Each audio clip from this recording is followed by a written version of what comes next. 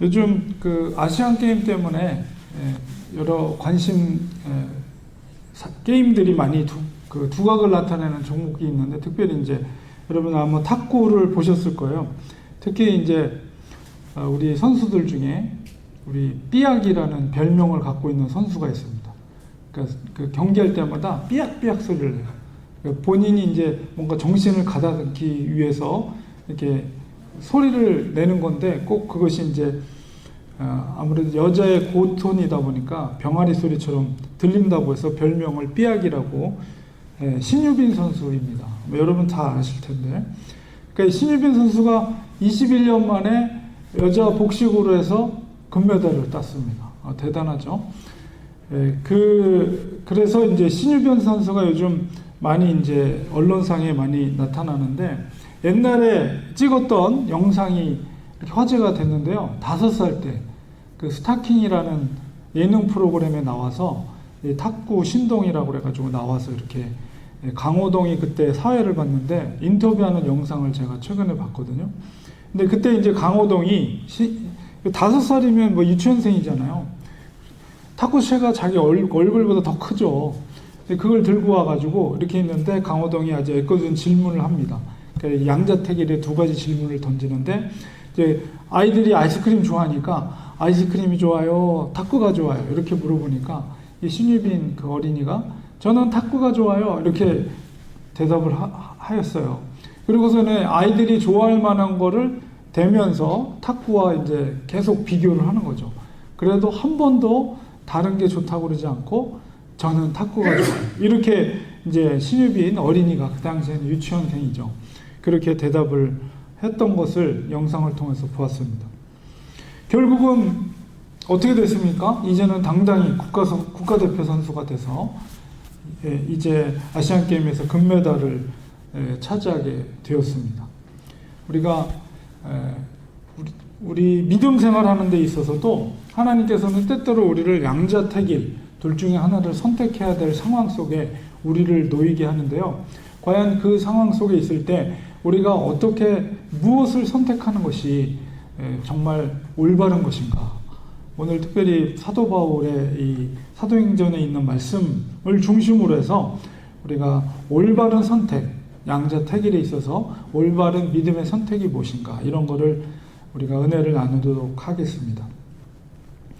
오늘 읽은 본문의 내용은 바울이 선교여행을 3차에 걸쳐서, 로마까지 하면 이제 4차인데요. 3차에 걸쳐 선교여행을 했는데, 선교여행을 마치고 이제 예루살렘으로 돌아오는 그 도중에 있었던 사건이에요. 오늘 읽었던 말씀이. 특별히 예루살렘에 도착해야 될 일정이 이제 굉장히 빡빡했던 것 같아요. 정해진 날짜에 예루살렘에 도착해야 되는데, 사실 이제 그 와중에 배를 타고 왔겠죠. 배를 타고 오는 도중에 거치는 곳이 이제 에베소였었는데, 에베소가 그 지도를 보시면은 섬에 그 바다, 지중해 바다 이렇게 연안 도시가 아니고요. 바다에서 한참 들어가야 돼요. 내륙 지역으로 좀 들어가야 도착하는 도시인데, 그 도시에서 우리가 사도행전 읽어보면 3년 정도를 사도 바울이 머물면서 거기서 교회를 개척할 뿐만 아니라 많은 성도들에게 복음을 전했습니다. 그만큼 사도 바울이 애정을 갖고 있었던 교회가 바로 에베소 교회인데, 일정이 빡빡하니까 거기까지 들어가지 못하고 그 밑에 밀레도라는 지중해 연안의 항구 도시에 사람을 인편을 보내서 에베소에 있는 장로들을 그쪽으로 내려와라, 미리 이제 시간이 없으니까 그렇게 초청을 한 거예요. 그래서 이제 밀레도로 이제 에베소의 장로들을 이제 내려왔죠. 사도 바울을 만나기 위해서. 그러니까 뭐 교회를 개척하신 개척교회 목사님이시고 3년 동안 자기들을 양육한 지도자였기 때문에 당연히 이제 만나기 위해서 장로들이 나와서 이제 만남 속에서 사도 바울이 고백한 말이에요. 오늘 읽었던 말씀이. 그래서 먼저 사도 바울은 에베소 교회를 어떻게 목회했는지를 고백하고 있습니다. 우리 19절을 보니까 바울은 에베소 교회를 겸손과 눈물로, 19절에 모든 겸손과 눈물로 이렇게 표현하고 있어요. 그러니까 겸손과 눈물로 목회를 했다는 것은 그만큼 에베소 성도들을 겸손하다는 것은, 사도 바울이 겸손하다는 것은 그분들을, 성도들을 굉장히 존중해 줬다. 그리고 눈물로 했다는 것은 그들을 진심으로 사랑했다. 그런 마음으로 사도 바울이 에베소 교회 성도들을 목양했다는 것을 알 수가 있습니다. 그런데 그 에베소 교회에서의 목회가 결코 순탄하지는 않았어요. 왜냐하면 이제 19절 후반부에 보니까 유대인의 간괴로 말미암아 당한 시험을 참았다, 이렇게 표현되어 있죠. 그래서 사도행전을 읽어보면, 그 부분과 에베소서를 읽어보면 바울을 대적하는, 특별히 이제 유대인들이 바울을 대적해서 회당에서 가르치는 것을 못하게 쫓아냈죠.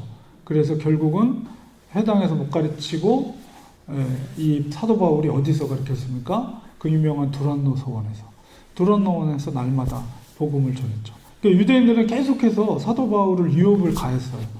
그러니까는 그 에베소 교회를 목양을 하면서도 굉장히 위협을 강하는 유대인들이 많았기 때문에 굉장히 어렵게 목회를 했습니다. 그럼에도 불구하고 주를 섬겼다. 겸손과 눈물로 너희들을 섬기고 주를 섬겼다. 이렇게 사도 바울이 고백하고 있습니다.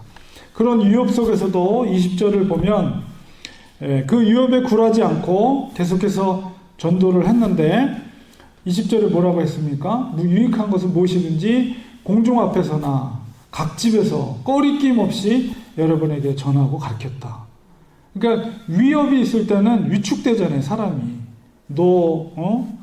계속 그 복음을 전하면 너를 해칠 거야 라는 위협을 하는 사람들이 한 사람이 아니라 여러 사람이 때로 막 그냥 그렇게 협박을 할 때 복음을 전하는 게 얼마나 위축이 되겠어요. 그걸 전하면 혹시라도 전하는 사람 중에 자기를 해하는 누군가가 있어서 그거를 고해서 나를 어떻게 하지는 않을까, 이렇게 되면 복음 전하는 게 위축이 되죠. 그럼에도 불구하고 사도 바울은 전혀 그 위협에도 굴하지 않고 뭐라고 했습니까? 공중 앞에서, 다수 여러 사람이 있는 앞에서나 아니면 스몰 그룹인 가정에서나 나는 꺼리낌이 없다는 것은 그런 위협 가운데 내가 위축되지 않았다는 거예요. 담대하게 내가 그들에게 복음을 너희들에게 복음을 전했다, 이렇게 표현하고 있습니다. 그리고 이제 그가 전했던 복음이 뭐냐? 21절에 보니까 하나님에 대한 회개, 그리고 우리 주 예수 그리스도에 대한 믿음, 그것을 내가 증언했다, 이렇게 말하고 있어요. 그럼 우리가 쉽게 말하면, 다시 말하면 복음을 그들에게 담대하게 전했다라고 사도 바울은 고백하고 있는 거예요. 장로들 앞에서 지금 이야기를 하고 있는 거예요. 저도 이제 토요일마다 전도를 하고 있는데요. 이 말씀을 보면서 이런 생각을 했습니다. 과연 사실 복음 전하는데 누가 위협을 가하진 않잖아요. 우리 미국 상황 속에서, 한국도 그렇지만, 물론 기독교인이 많이 어려운 상황 속에 있지만 교회들이, 그럼에도 불구하고 길거리에서 나가서 복음을 전하는 거에 대해서 누가 위협을 가하거나 그러지 않아요. 그렇기 때문에 저는 이런 생각을 했습니다. 과연 사도 바울처럼 그런 위협의 상황 속에 있다면 내가 계속해서 복음을 이렇게 거리에 나와서 복음을 전할 수 있을까? 이런 생각을 했는데요. 스스로에게 저에게 답한 것은 할 수 있다라는 고백입니다. 저는 연약하지만 내 속에 계신 성령님께서 그것을 능히 하실 수 있도록 능력을 저에게 주실 것을 믿기 때문에 그렇습니다. 성령이 임하시면 너희가 권능을 받아서 땅 끝까지 이르러 바로 예수 그리스도의 증인이 될 것이다. 주님이 약속해 주셨어요.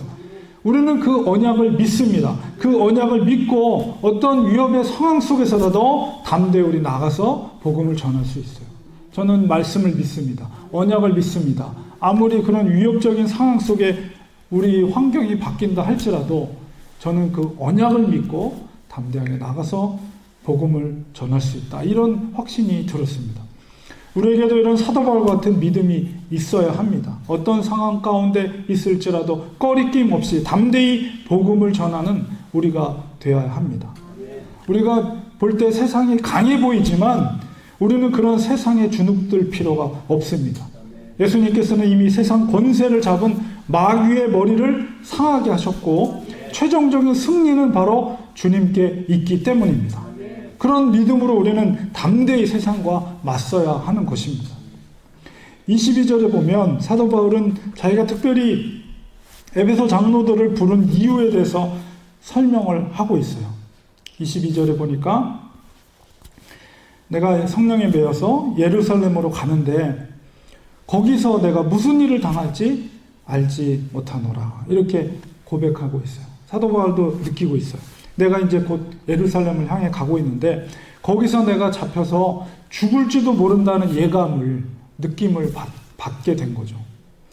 그렇기 때문에 만약 내가 지금 예루살렘으로 가는 길이 다시는 돌아올 수 없는 마지막 길이라면 마지막 작별 인사를 바로 에베소 장로들과 하기를 원했던 것입니다.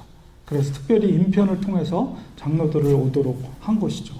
그리고 23절에 보니까 성령님께서 이미 각 성에서 내게 증언하여 성령님께서 감동을 주시면 말씀을 하시거든요. 영적으로 그 음성을 들을 수가 있어요. 근데 사도 바울께서 그 음성을 들어 사도 바울이 성령님의 음성을 뭐라고 했습니까? 너 가면 결박과 환난이 너를 기다린다. 예루살렘에서 바로 결박과 환난이 너를 기다린다는 말을 각 성에서 성마다 하나님께서 성령을 통해서 자기에게 말씀하셨다는 거예요. 그러니까 그런 걸 통해서 자기가 지금 예루살렘을 가면 목숨이 위태로운 상황 속에 처할 수 있다라는 위기의식을 사도 바울도 알고 있었다는 것이죠. 자, 그런데 우리가 생각해 볼 때 22절에서 바울이 성령에 매여서 내가 예루살렘을 간다라고 고백을 하였고요. 그 다음에 23절에 보면 우리가 본 것처럼 성령님이 각 성에서 그렇게 예루살렘에 가면 너가 거기서 여러 결백과 환난이 너를 기다린다라고 말씀하신 것이 어떻게 보면 이렇게 충돌하는 것처럼 느껴져요. 나는 성령에 매여서 지금 예루살렘에 가는데 또 각 성에서는 성령님께서 거기 가면 너는 결박과 환난이 너를 기다린다라고 말한 것이 충돌하는 것처럼 느껴지지만 만약에 여러분이 사도 바울의 입장이었다면 여러분은 어떤 선택을 하시겠습니까? 분명히 성령님께서 나에게 말씀해 주시죠. 너 예루살렘 가면 결박하게 되고 거기서 엄청난 환난이 너를 기다리고 있어. 그런 말씀을 계속 하셨단 말이에요. 성령님께서. 그러면 어떻게 생각하면 이렇게 생각할 수도 있잖아요. 아, 성령님이 나에게 이렇게 이렇게 알려주시는 거는 걸로 가지 말고 딴 데로 가라. 이렇게 생각할 수도 있잖아요. 그래, 성령님이 나한테 미리 알려주시는 거야. 그러니까 글로 가지 않고 내가 붙잡히지 않고 딴 길로 가야지. 이렇게 사도 바울이 생각할 수도 있는 것입니다. 그럼에도 불구하고 사도 바울은 그렇게 하지 않고 어떻게 해요? 내가 성령에 매여서 예루살렘으로 간다 라고 이렇게 말하고 있어요. 우리가 예루살렘으로 가기로 작정한 그 선택, 바울의 선택을 우리는 하나님의 기쁘신 뜻을 선택한 것이다 라고 우리는 이해해야 합니다. 하나님은 우리에게 선택할 수 있는 자유의지를 주셨어요. 물론 사도 바울이 다른 길로 갈 수도 있어요. 그렇다고 해서 하나님이 사도 바울을 내치거나 뭐 그러지는 않겠죠. 그러나 어쨌든 하나님은 우리에게 선택할 수 있는 그런 것을 주십니다.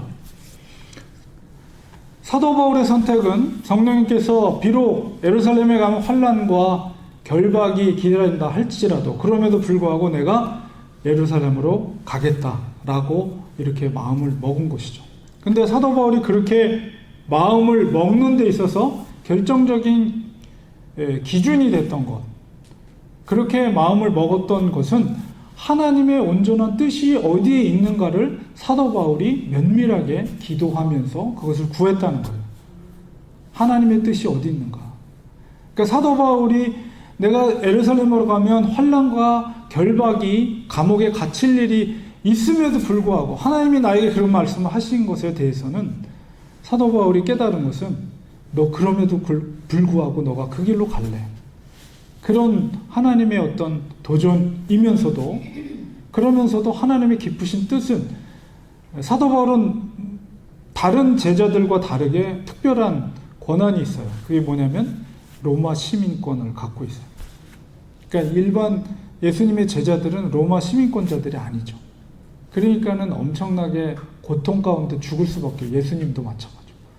근데 사도 바울은 함부로 건들 수 없어요. 왜냐하면 로마 시민권자이기 때문에. 그러니까 오늘날 우리 미국 시민권자들이 만약에 어떤 다른 이슬람 국가라든가 공산국가에 잡혔을 때 어떻습니까?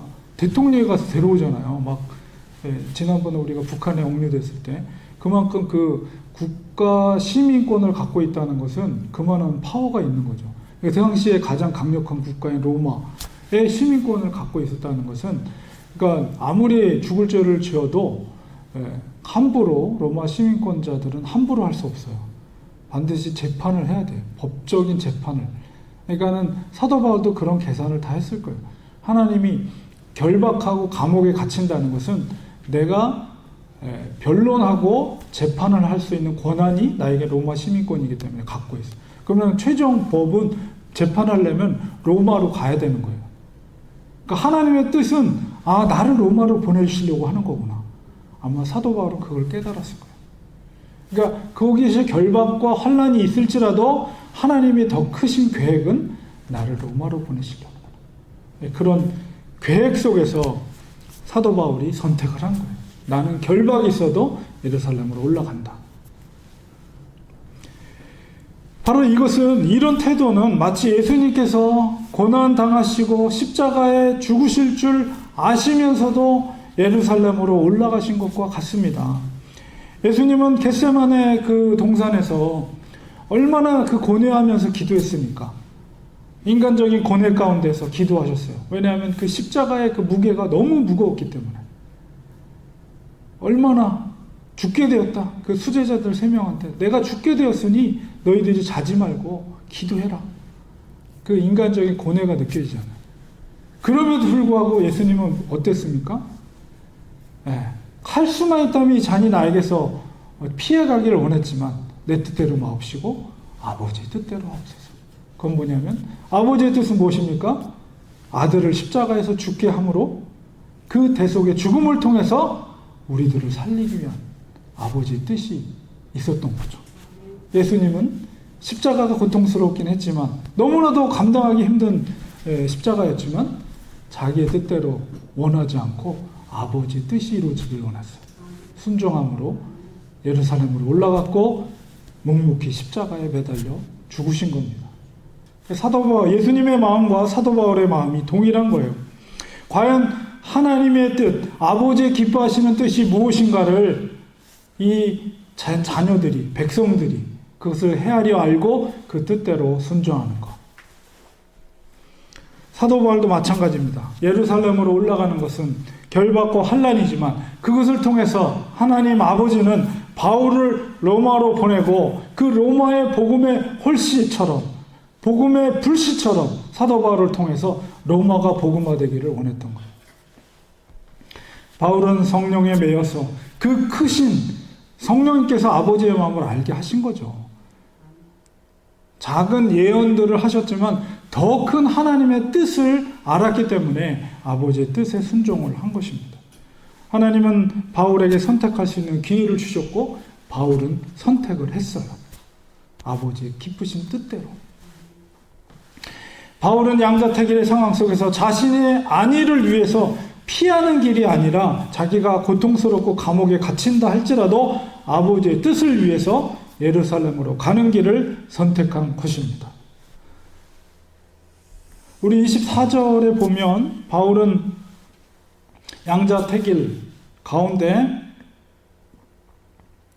바로 아버지의 뜻을 쫓을 것이라는 신앙 고백을 하고 있습니다. 24절에 내가 달려갈 길과 주 예수께 받은 사명 곧 하나님의 은혜의 복음을 증언하는 일을 마치려 하면은 나의 생명조차 조금도 귀한 것으로 여기지 아니하노라. 설령 내가 죽는다 할지라도 복음을 전하는 길이라면 나는 그 길을 가겠다라는 신앙 고백인 것이죠. 그것이 바울의 선택입니다. 그것은 자기를 비우고 아버지의 뜻을 따르는 믿음의 선택입니다. 하나님의 나라는 바로 이런 선택을 하는 백성들을 통해서 하나님의 나라가 확장되어 가는 것이죠. 바울 한 사람이 로마에 가는 것은 생명의 불씨가 로마로 가는 거예요. 그 순종의 한 사람을 통해서 로마의 수많은 영혼들이 주님의 나라로 들어오게 되는 것입니다. 믿음의 수많은 그런 우리의 삶 가운데도 많은 양자택일의 그 상황 가운데 있게 됩니다. 하나님은 어떤 것을 선택할지 양자택일 가운데 놓이게 하시는. 그때 우리는 아버지의 뜻을 따르는 선택을 해야 합니다. 하나님은 그리스도인들에게 그런 양자택일 가운데 놓이게 하시고 무엇을 선택하는지 지켜보고 계세요. 근데 그 선택이 그 사람 중심에 무엇이 있는지가 나타나는 증거죠. 사도 바울이 선택한 것처럼, 예수님이 선택한 것처럼 우리들도 그렇습니다.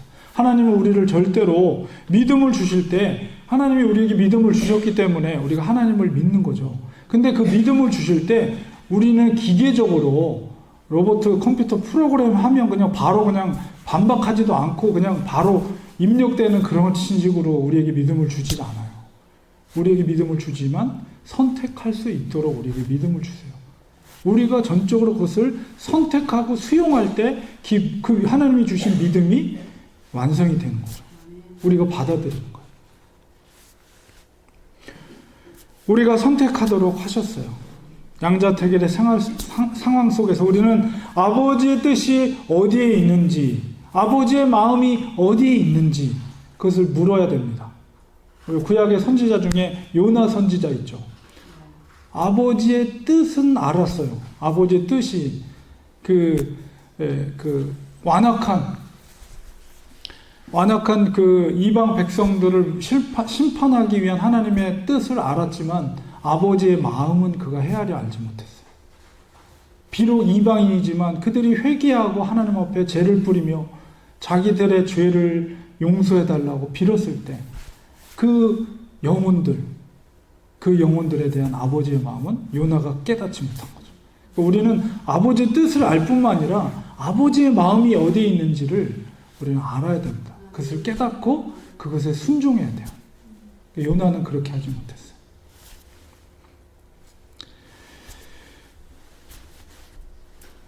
그 선택을 확인하심으로 그 선택을 통해서 하나님은 우리의 믿음을 또한 확인하는 것입니다. 아버지의 마음을 헤아려 알고 그 뜻에 합당한 선택을 할 때에 하나님의 나라가 확장되는 거예요.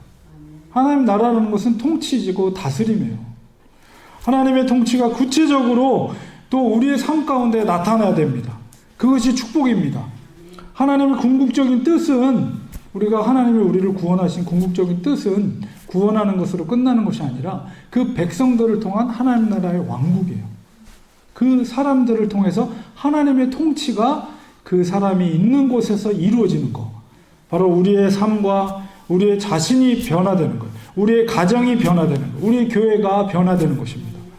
우리가 날마다 사도 바울처럼 일사각오의 정신으로 매 순간마다 살아간다면 우리 자신이 변화됩니다.